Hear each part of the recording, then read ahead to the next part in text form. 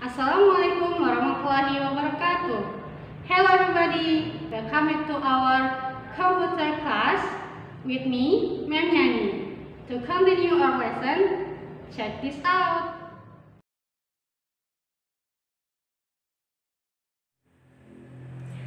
Oke, assalamualaikum warahmatullahi wabarakatuh. Balik lagi ke pelajaran komputer dengan Bu Yani. Oke, baik. Sebelum kita mulai pelajaran, ada baiknya kita baca bismillah lebih dahulu ya anak-anak. Bismillahirrahmanirrahim. Semoga kita diberi keberkahan dalam mencari ilmunya Allah di buminya Allah ini. Oke, baik, kita masuk kita lanjut materi yang lalu, tapi ini kita masuk materi yang terbaru ya. Kita masuk ke materi yang terbaru, yaitu bab keempat, mengakses internet. Kita masuk ke bab 4, yaitu tentang mengakses internet. Kita lanjut langsung. Nah, sebelumnya kita harus tahu dulu peta konsepnya ya. Nah, di sini untuk mengakses internet itu ada peta konsepnya, yaitu pertama ada penyelenggara jasa internet.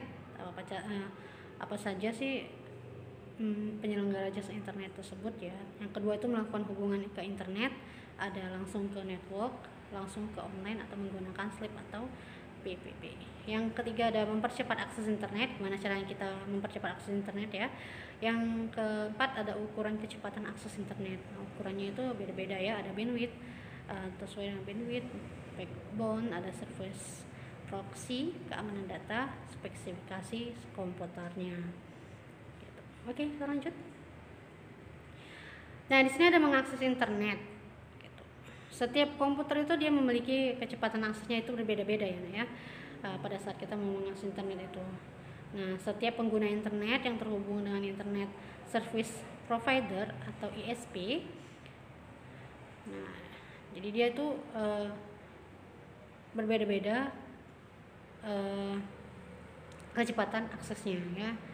Nah, ini misalnya nih ada ISP ini ya. Nah, di sini bentar ya. Nah, ini ada ISP-nya tadi, internet service-nya yang ini. Ya, terus ini kamunya. Nah, ini kamu mau mengakses internet. Jadi, kamu itu masuk dulu ke ISP.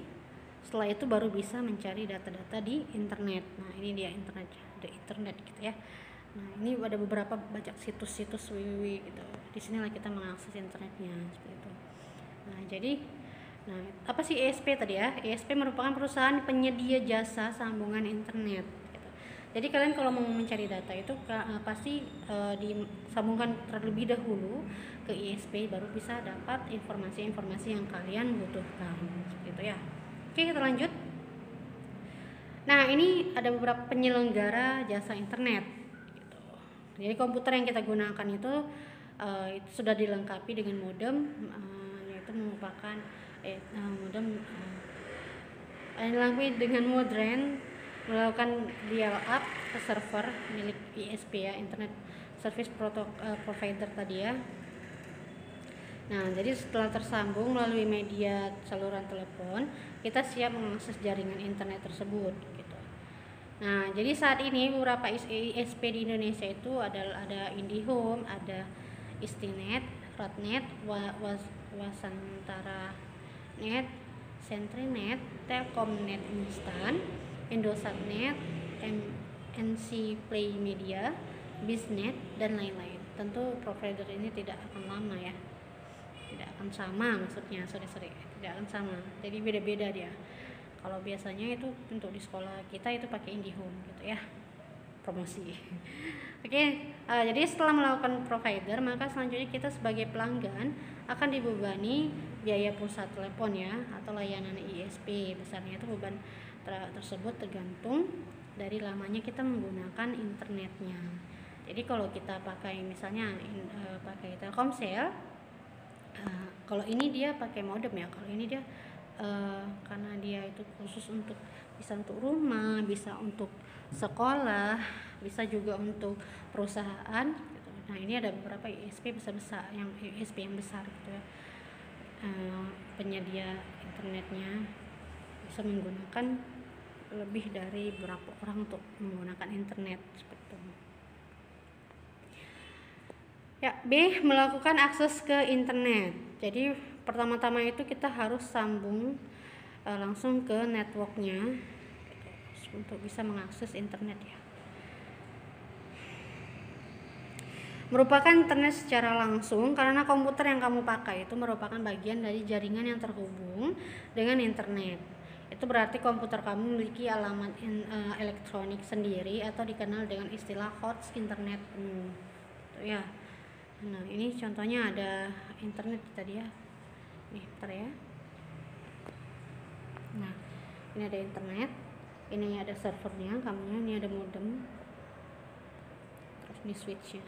Nah, dari server ini ke switch atau hub itu bisa dia pakai ke laptop, ke PDA, ke handphone gitu bisa gitu. Bisa melalui wireless, jadi ada sinyal wifi-nya gitu ya. Ini ada komputer lokal juga. Oke, kita lanjut. Yang kedua itu ada sambungan dengan menggunakan slip atau P3 atau PPP, yaitu mengakses internet melalui dial-up telepon dengan menggunakan alat lain yaitu modem.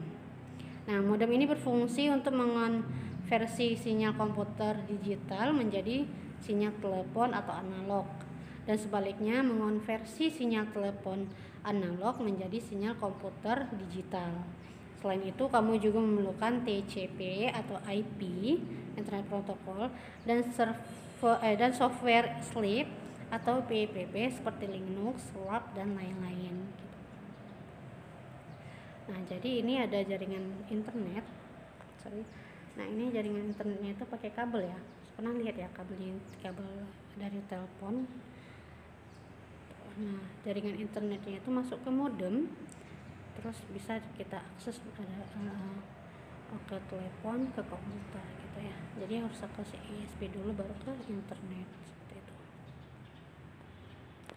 Nah, yang ketiga itu sambungan langsung ke online service seperti BBS atau Computers.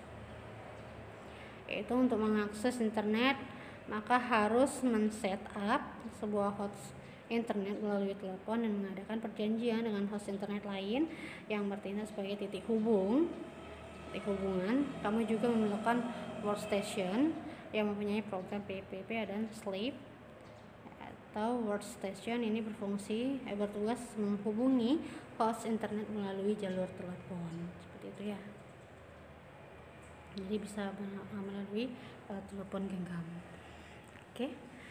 Ada telepon gitu ya, jadi dari jaringan telepon ke telepon baru ke modem baru ke dial-up baru masuk ke komputer lagi gitu ya. Bisa juga ke ISP baru kita setelah ke internet balik lagi dia ke telepon genggam baru bisa masuk ke internet lagi gitu ya. Ya, yang ke C itu mempercepat akses internet. Gimana sih caranya kita mempercepat akses internet gitu ya. Jadi pada saat kita mau menggunakan internet, terkadang kecepatan komputer untuk mengakses internet itu seperti mendownload, kirim email, membuka situs dan lain-lain itu sekarang sangat lambat seperti itu ya. Nah, jadi semakin lama kita menggunakan internet, semakin besar biaya yang akan kita keluarkan. Untuk mempercepat akses internet ada beberapa cara yang dapat kita lakukan, yaitu yang pertama men-setting browser. Men-setting browser caranya klik menu tools, pilih internet option. Selanjutnya akan ditampilkan kotak dialog internet option seperti pada gambar di samping yang ini. Seperti pada gambar yang ini ya, ini. Terus klik tab general pada option temporary internet files, klik setting, lalu geser slide-nya. Hal itu untuk membuat tempat penyimpanan sementara atau cache ketika membuka web dan sebaiknya sekitar 5% dari hard disk gitu ya. Yang kedua menggunakan OpenDNS. Jika ingin menggunakan cara ini sebelumnya kita harus mendaftar dulu ke website opendns.com. Selanjutnya ikuti cara berikut yang ini ya. Ada A, klik start, masuk ke control panel, terus pilih dan klik network connection. Selanjutnya pilih koneksi dan klik properties. Terus pilih TCP atau IP pada bagian internet protokol dan klik properties, terus masukkan angka 208.67.222.222 dan kode 208.67.220.220 pada option DNS-nya. Terus restart kembali komputer kamu.